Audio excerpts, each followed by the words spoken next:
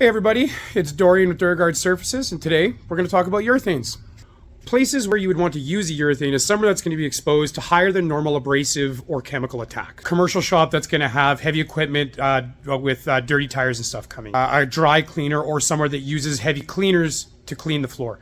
There are a variety of different urethanes available. We use probably a half a dozen throughout our course of operations. One of the most popular ones we use is a product called Highwear 90 by Smith. Very easy to install and incredibly resilient. We also have other multi-component products here like HDC 100. This is something that we'd use in a chemically sensitive area like a dry cleaner. So we have some little steel plates here to cover holes in floors that we need to coat with a urethane to match an existing floor that we had done. So we're going to mix up a little bit of product and install it. All right, so here we apply the urethane to these metal plates. Don't need a whole lot of stuff to do this.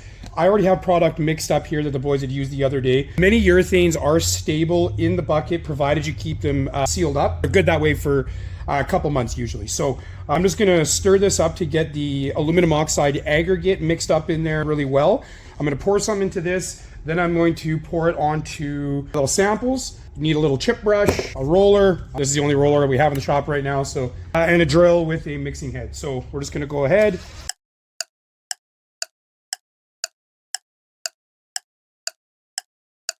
See, the drill is skipping around a lot. That's because of all of the aluminum oxide that's settled down to the bottom. We want to make sure that we get that all mixed up back into the mix really well.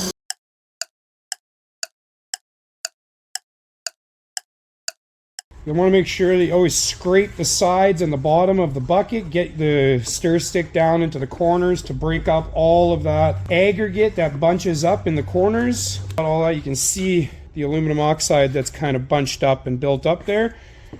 All right, so we've got our product mixed up and we've got it decanted into this little guy. Now we are going to apply it to the little metal plates. Want to give it a good stir, get all of that aggregate resuspended, and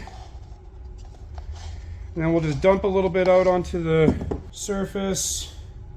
This stuff goes down incredibly thin to win with urethanes. You don't want to go too thick. Give her one of those. This is going to pick up a lot of what I just put down there to wet out the roller, which is perfectly fine. Just want to give this a good back roll. 500-foot long roller here makes that nice and easy. Good. You don't need very much urethane to have a big impact. If you put many urethanes down too thick, what ends up happening, they bubble and blister. They don't cure properly if they go down too thick. Again, my 9.5-foot long roller makes doing this neatly on the edges a little bit difficult. Urethanes like this have an incredible amount of working time in the world of resins too. You can have about an hour of working time. We've got a nice even distribution of that product all over the place. All right, so that's all done. Pretty easy, pretty simple. In about 24 hours, that's going to be all cured up. We'll go and install them at the shop there, and the epoxy that we have put down on there is going to be nice and protected from scratches and chemical attacks. So that's what a urethane is. This is one of the places where we would use it. We do retail all of this stuff in our showroom here at 11507 100th Street in Grand Prairie, right across from Safeway, Ernie's, and Barton's. So stop in if you have any questions about anything like this, and thanks.